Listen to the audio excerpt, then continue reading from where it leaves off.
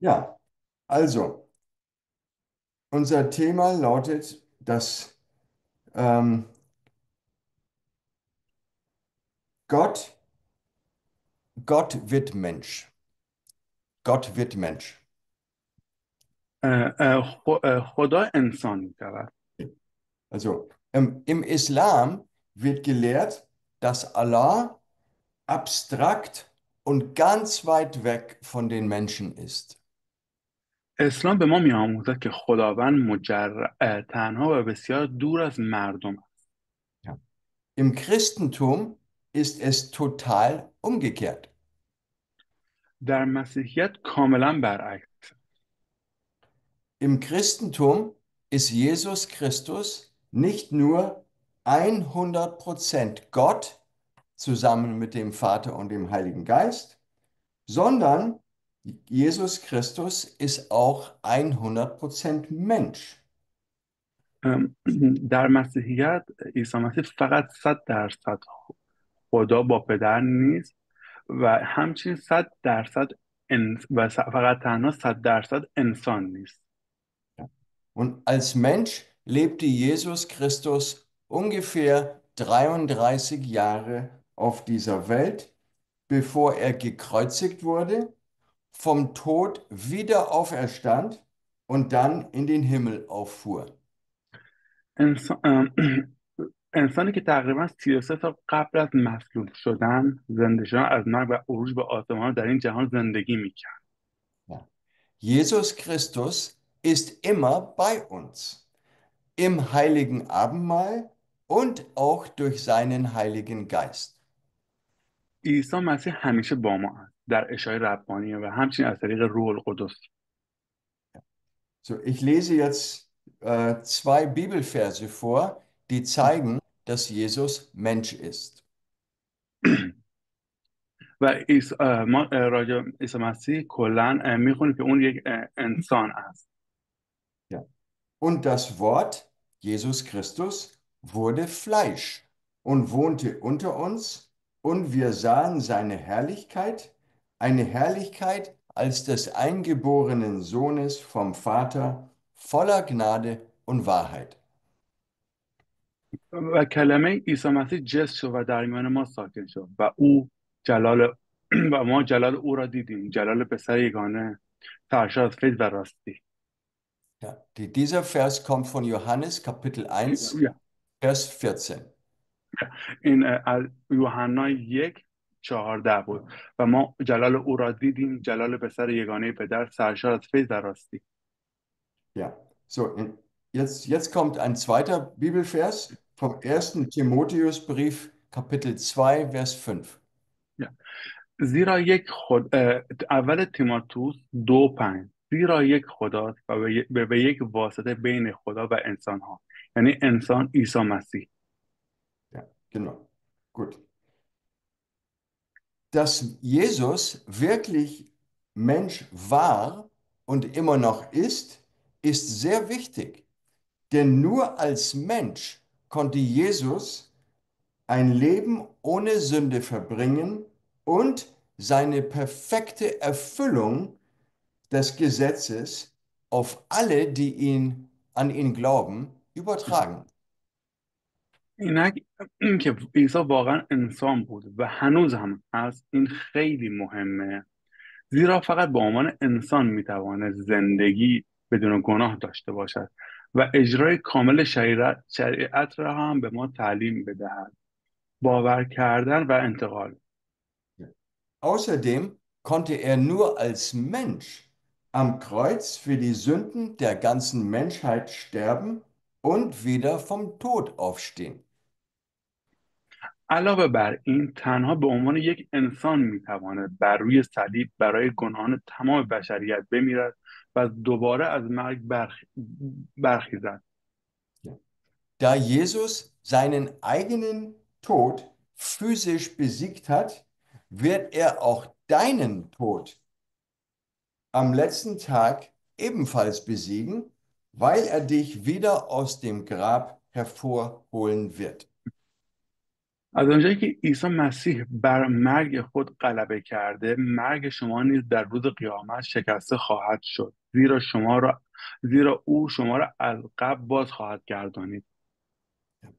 Dass Jesus ein Mensch war, ist eine historische Tatsache und wird auch von Zeugen jenseits der Bibel bestätigt.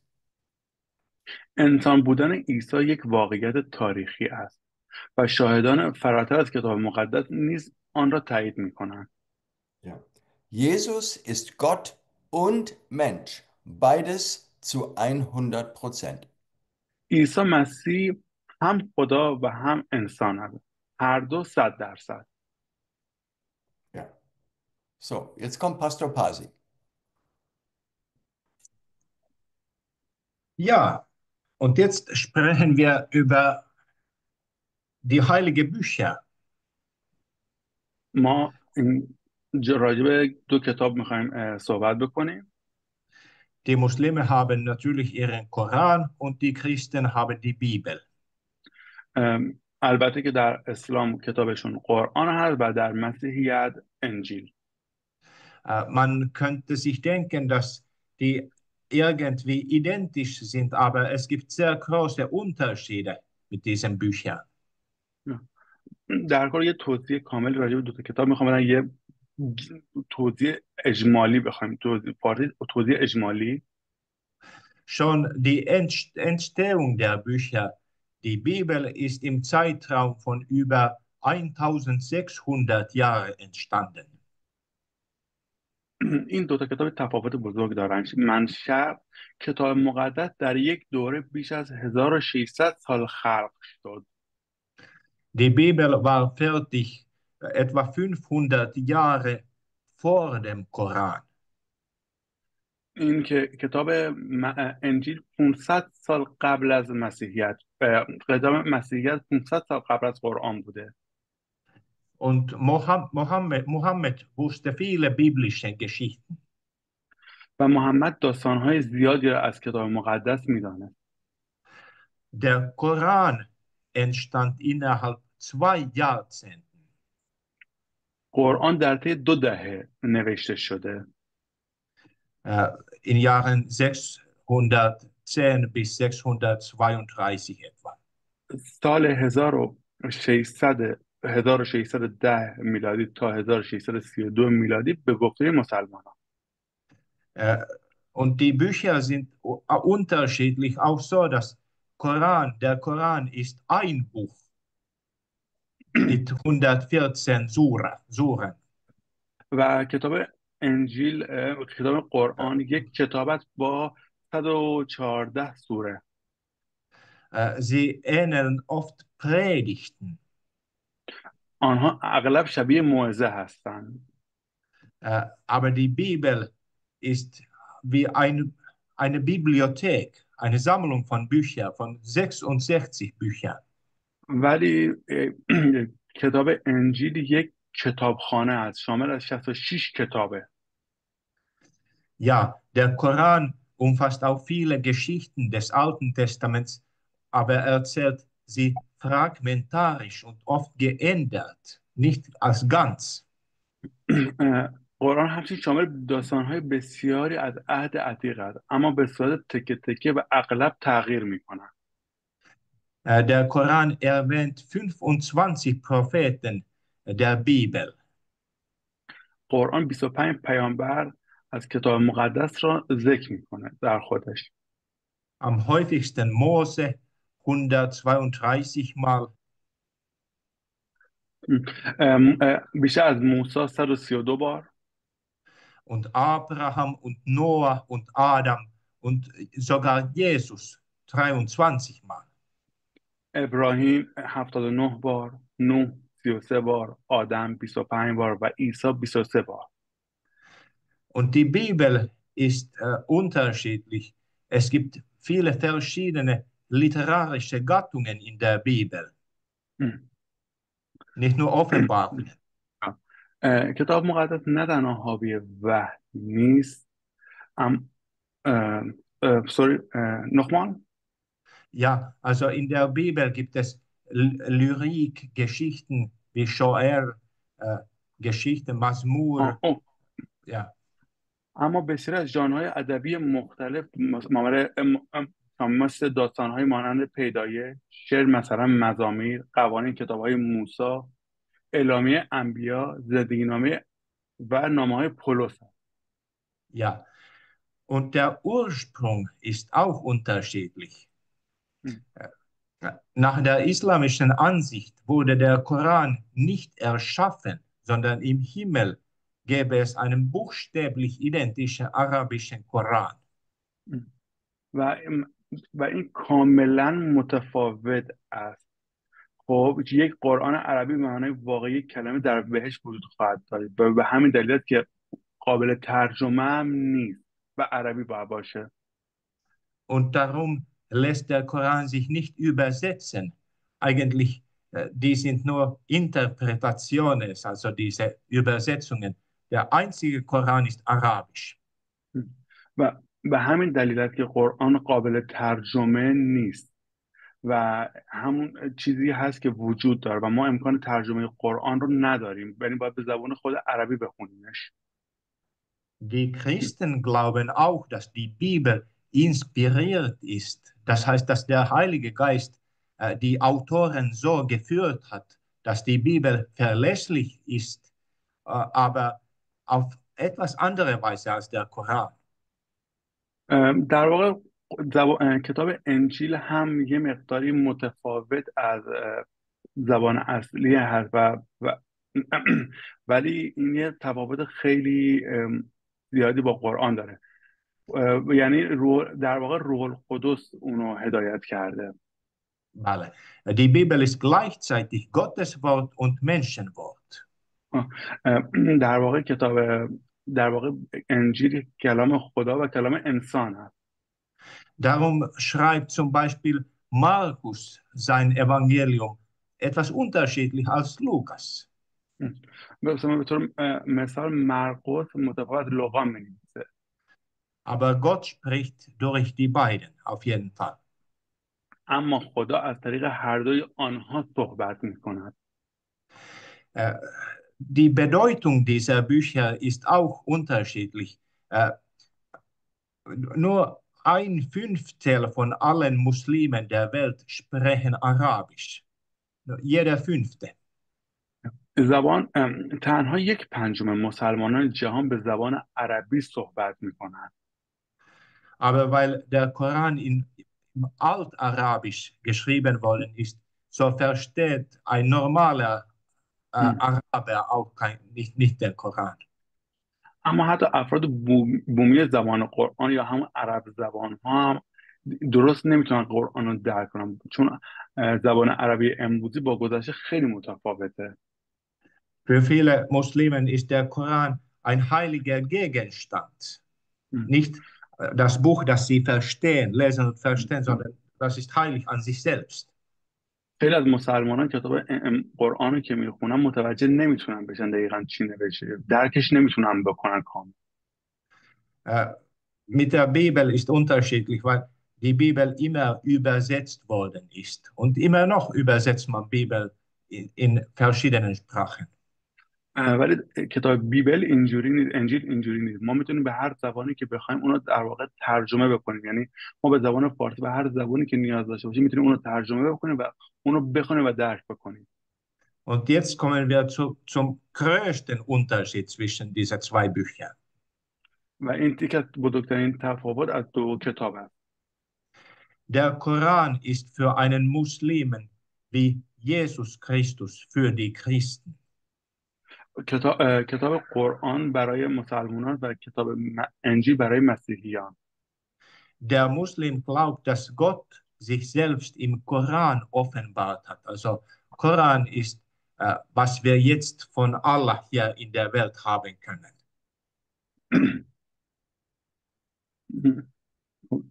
علاوه بر این اسلام امروز غالب بر احادیث و مردم باید از اون پیروی کامل بکنن و باید کاملا اون رو پیروی ما بکنیم. Und wir Christen, wir glauben, dass Gott sich in Jesus Christus offenbart hat und zu uns gekommen ist, also in diesem Mensch, Jesus Christus. تکمیل صحبت‌های قبلیم اینه که مسلمانان معتقدن که خداوند خودش رو در قرآن آشکار کرد و صحبت الان مسیحیان معتقدن که خود رو در عیسی مسیح آشکار کرد و نزد ما اومد. به همین دلیل است که کتاب مقدس به عیسی مسیح اشاره می‌کند.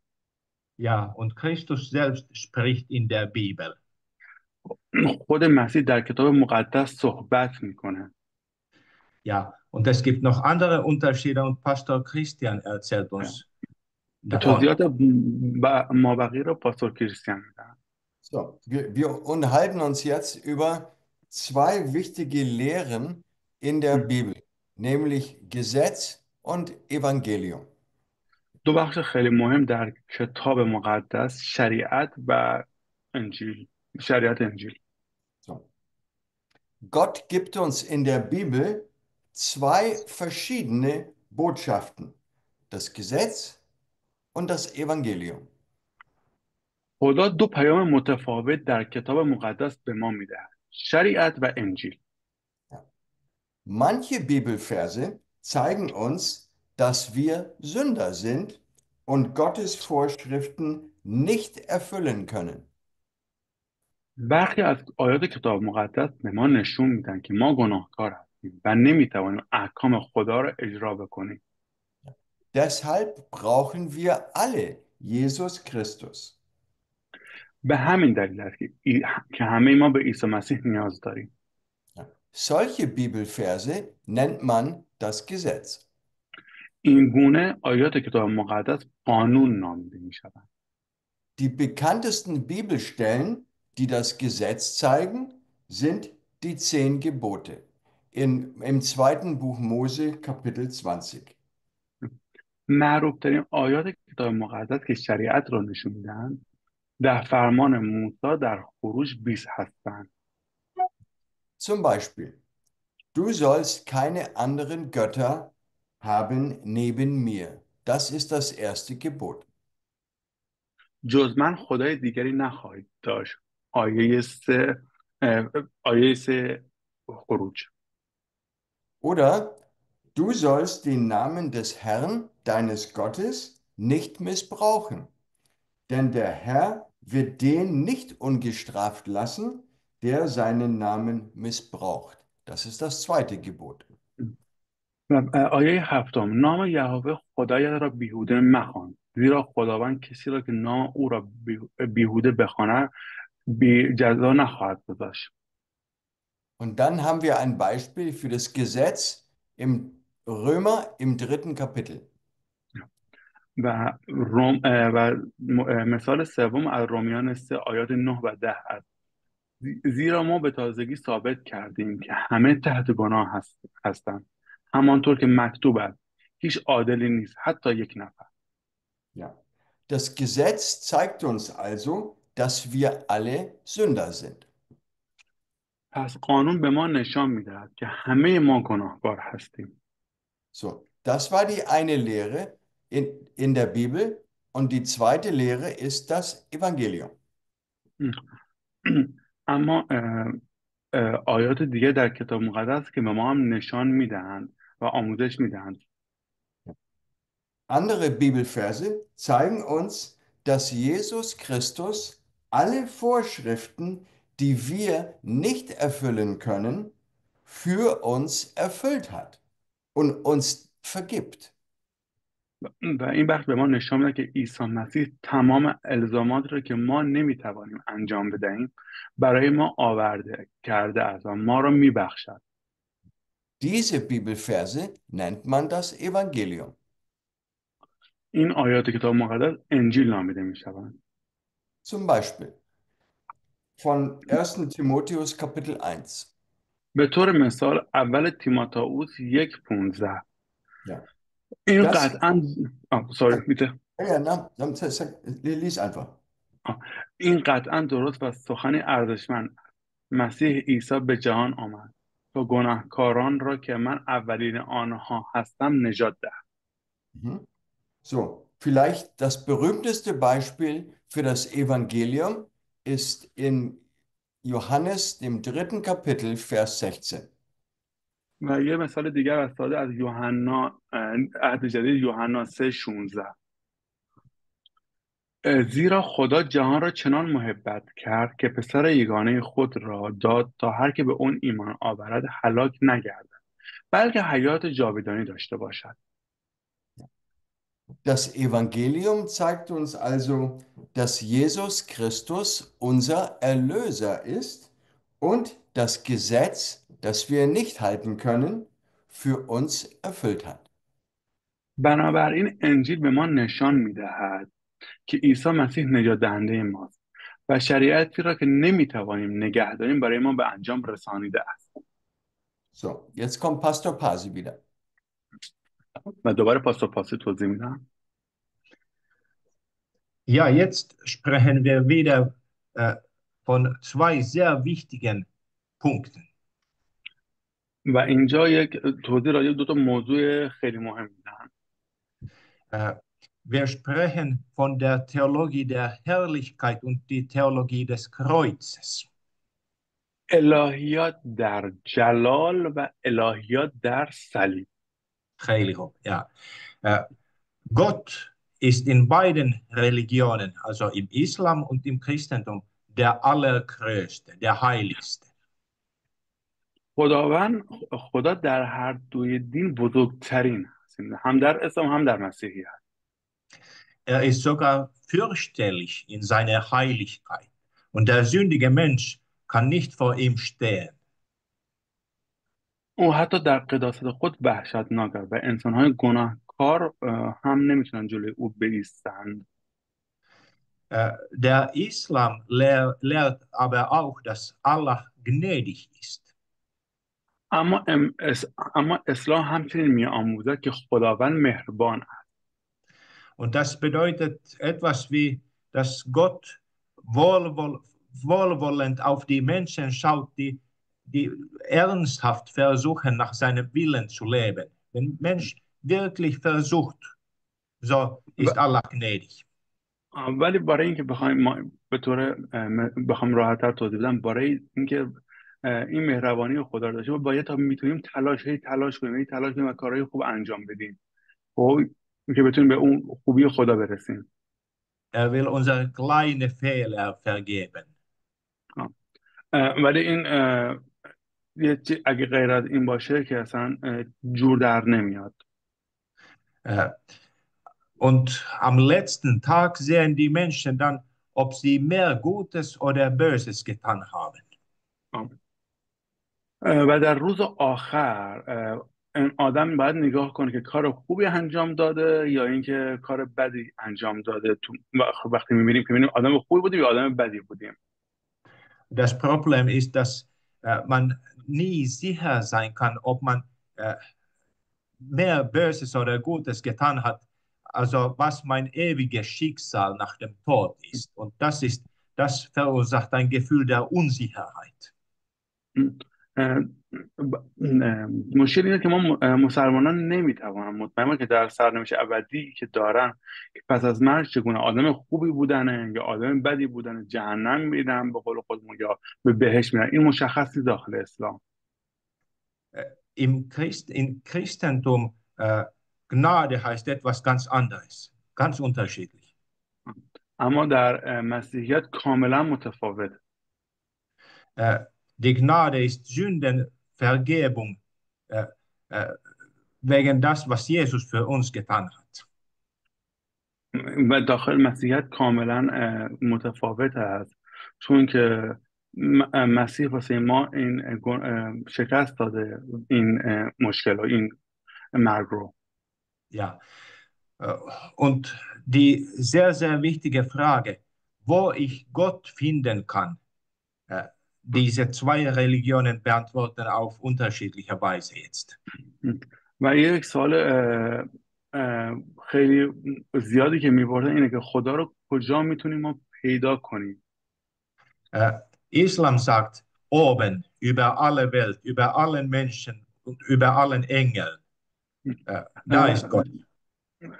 در اسلام میگن خدا بالاتر از همه، بالاتر از زمین، بالاتر از انسان، بالاتر از تمام فرشته ها هست. Und darum ist er ein guter Muslim, der so gut wie möglich dem Willen von Allah folgt. نه.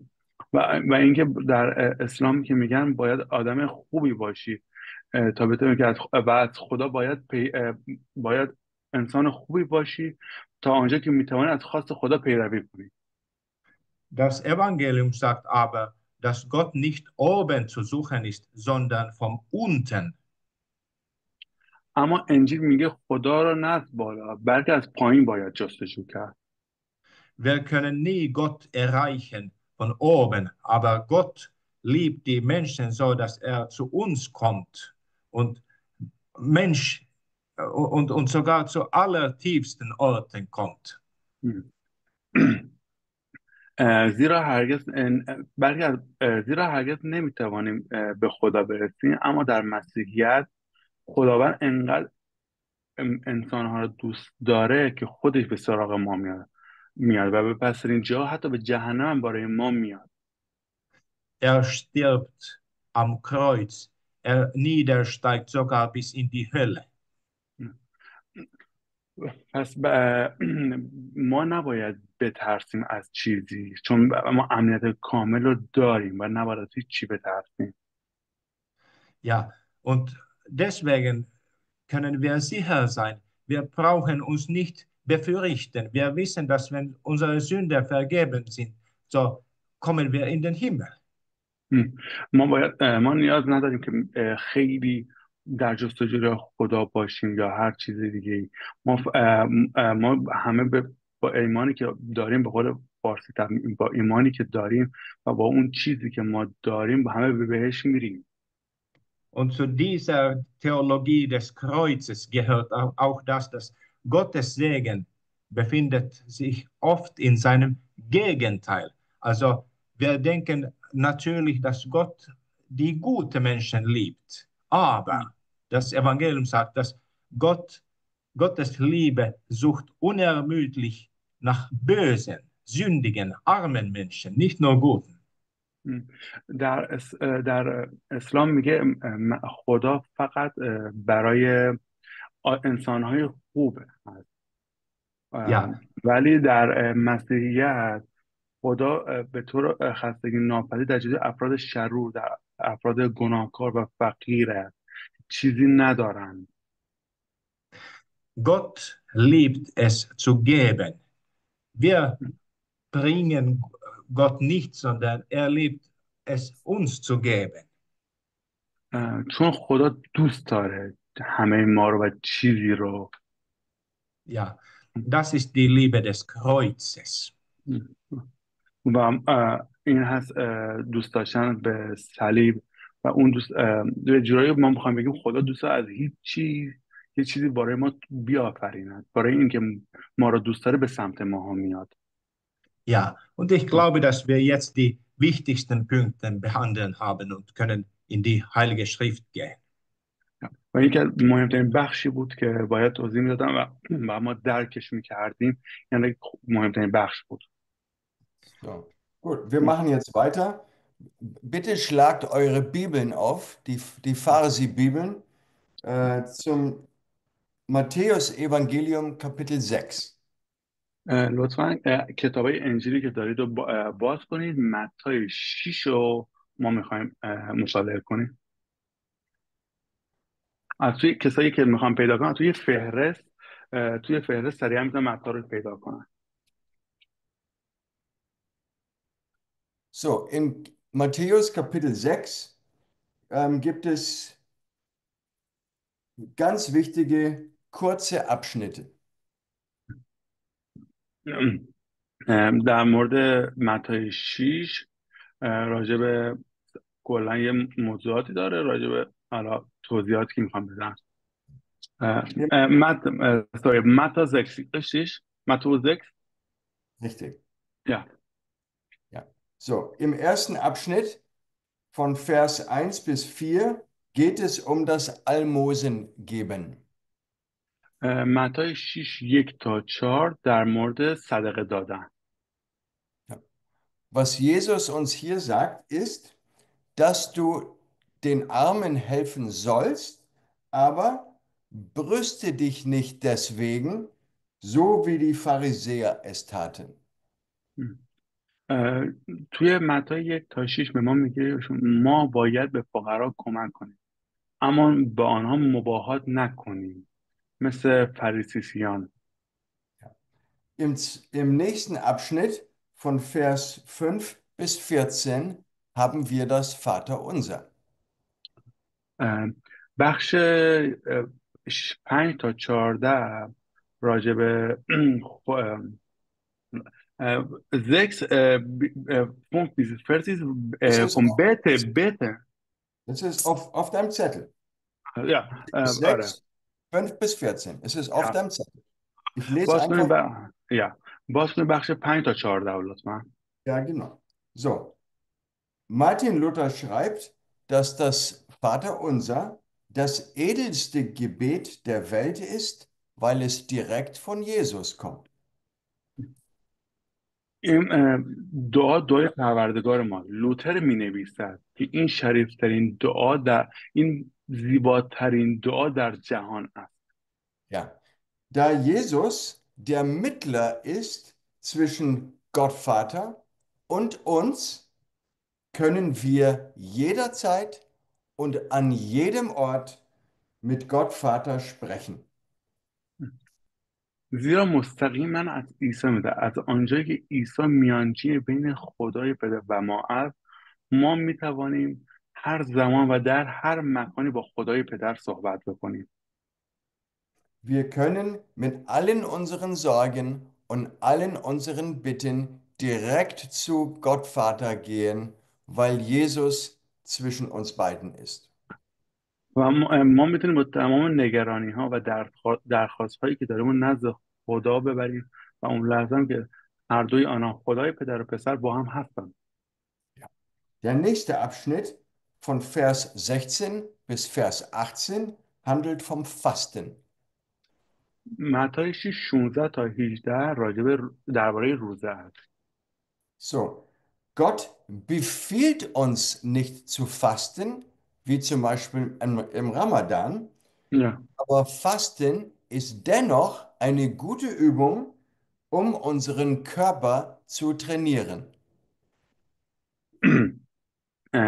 خداوند ما رو به روزه دستور نمیده مثل ماه رمضان در اسلام اما روزه همچنین تمرین خوبی برای بدن ما است. Ja. Der nächste Abschnitt von Vers 19 bis 24 handelt vom Schätze sammeln. بخش 19 تا 24 راجع به جمع آوری ثروت و گنجه. Ja. Jesus sagt uns, dass alle Schätze auf der Welt, Geld, Autos, sogar Schönheit vergänglich sind. تمام گنج های روی زمین پول، ماشین، زیبایی و غیره و هر چیز دیگه همه اینا زودگذر هستن. Alle diese Dinge auf der Welt, die können kaputt gehen oder sie werden alt oder sie können gestohlen werden. اما اونا میتونن بشکنن، پیر بشن و یا دزدیده بشن. Jesus sagt, dass wir uns auf die Schätze im Himmel konzentrieren sollen. عیسی میگه روی گنج های بهشت تمرکز کنید. Ja. Was heißt das, Schätze im Himmel? چی هست گنج های واقعی در بهشت؟ Das ist zum Beispiel einen starken Glauben an Jesus zu haben und wie ein anständiger Christ zu leben. به طور مثال یک ایمان قوی به عیسی مسیح داشته باشیم یا مانند یک مسیحی خوب زندگی کنیم. Diese wahren Schätze sind unvergänglich. این گنج های واقعی فنا ناپذیر هستند. Der nächste Abschnitt von Vers 25 bis zum Ende des Kapitels handelt von Sorgen. بخش 25 تا آخری که داره راجع به مراقبت و آره، تا 34 راجع به مراقبته. So, Jesus lehrt, dass die Menschen, für die alltägliche Dinge wie Essen und Trinken und Kleidung, wenn die an erster Stelle stehen im Leben, zeigt es, dass diese Menschen einen schwachen Glauben haben. کسانی که چیزهای روزمره مانند غذا، نوشیدنی، لباس رو در اولویت زندگی قرار میدن، اونها نشون میدن که ایمان ضعیفی دارن. Ja. Gott weiß, was du brauchst. Und er wird sich um dich kümmern, so wie er es für richtig hält. Deswegen brauchst du dir keine Sorgen zu machen. خدا میدونه که شما به چه چیزی نیاز دارید و هر طور که صلاح بدونه از شما مراقبت میکنه و شما نیاز به نگرانی ندارید شما. Ja, jetzt kommt Kapitel 7 von Matthäus mit Pastor Pasi. و متی 7 با پاسtor پاسی عزیز. Ja, Michael, عزیز شما می توانید آیه سوم را بخونید؟ سوم. اوکی. آیه سوم متی 7. چرا پر آیه کاه 6. Ja, 6. اوکی اوکی سوری. آنچه 7. Ja. اوکی دقیقه oder 6 سوری 3. دقیقه اوکی. Ja. چرا پر کاه را در چشم برادرت میبینی اما از چوبی که در چشم خود داری غافلی؟ Ja, diese Frage von Jesus ist eigentlich etwas lustig, nicht wahr? یعنی سوال اصلی اینه که میگیم چرا چیکار نمیکنیم، ما چه کاری نمیکنیم؟ Ja, also es ist viel einfacher für andere Menschen Besserung tun als für sich selbst. یه خیلی چیز ساده ایه که ما میتونیم هر کاری که میتونیم برای دیگران انجام بدیم. Ja, ich sehe sehr deutlich, wenn etwas fehlt in meinem Nachbarn, wenn er böse tut, aber ich selbst, ja, ich erlaube mir selbst viel mehr als zu anderen Menschen. ما میتونیم نگاه بکنیم که همسایه‌مون چه مشکلی داره و Ja, میتونیم همسایه یا هر کسی رو که داریم، مردم دیگه اگه مشکلی داره به طور ساده تر بخوام بگم میتونیم کمکی بهشون بکنیم ما. ja. Ein gutes Bild ist meine Hand. Wenn ich zum Beispiel Pastor Christian so zeige, so zeigen 3 Finger mich selbst. Nur ein zeigt auf Pastor Christian und 3 gegen mich selbst. وقتی ما با یک انگوی به سمت کسی اشاره میکنیم 3 انگوی به سمت خودمون نشونه بر میگرده. Ja, also Jesus lehrt uns, dass tut Buße, tut Besserung für euch selbst und nicht für die anderen Menschen. خدا در واقع انجام میده مسیح برای همه انسان، برای تمامی مردم زمین، برای اونها مرد و زندگی، برای همه اونها کار انجام میده. Ja, und dann zunächst ermutigt Jesus uns zu beten.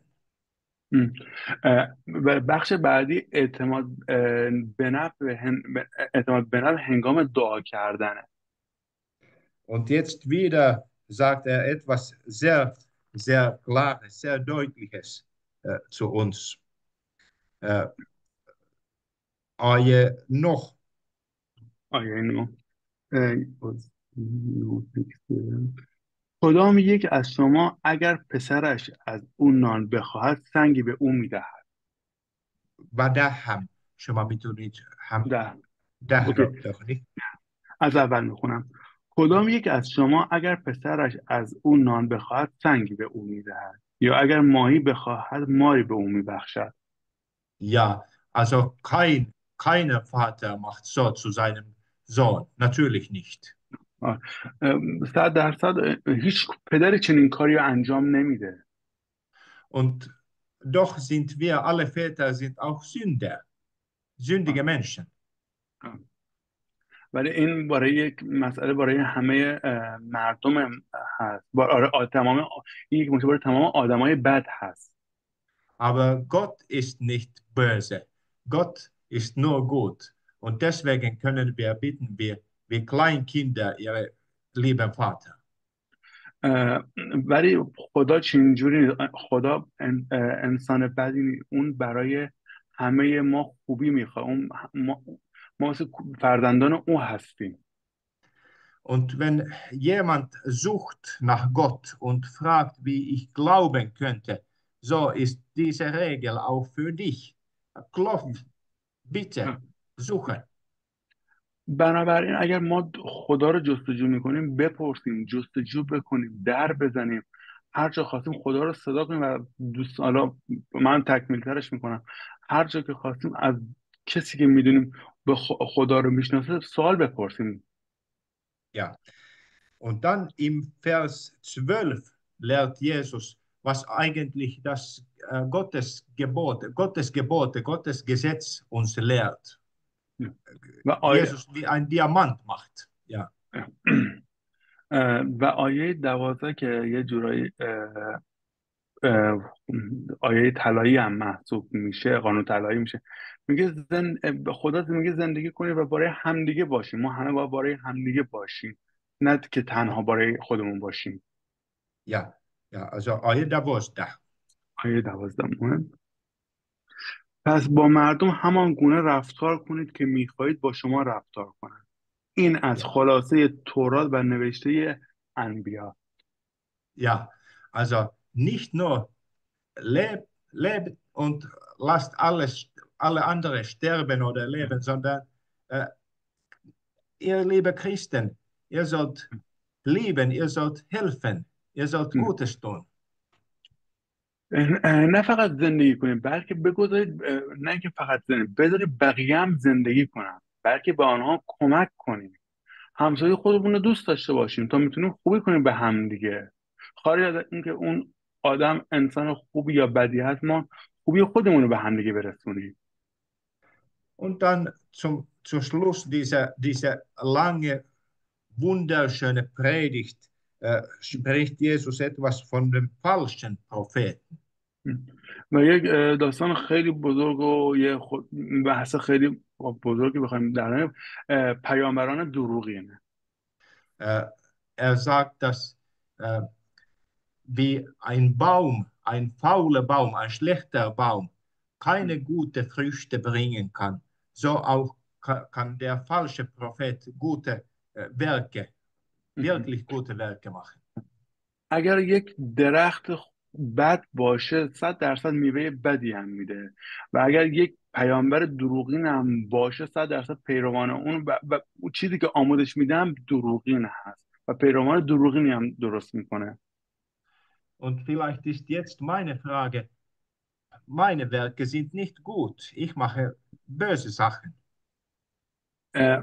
اگر این سوال من اینه که این اگر بده، خب باید چیکار بکنیم ما الان؟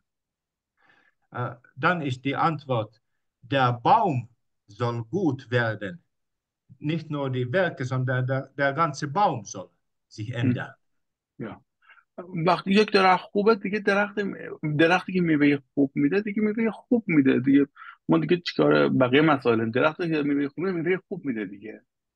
Ja, und das kann nur Jesus Christus durch seinen Heiligen Geist machen. و اون و عیسی مسیح هم برای ما همه کار که میکنه و ما رو به بهشت میبره. Ja.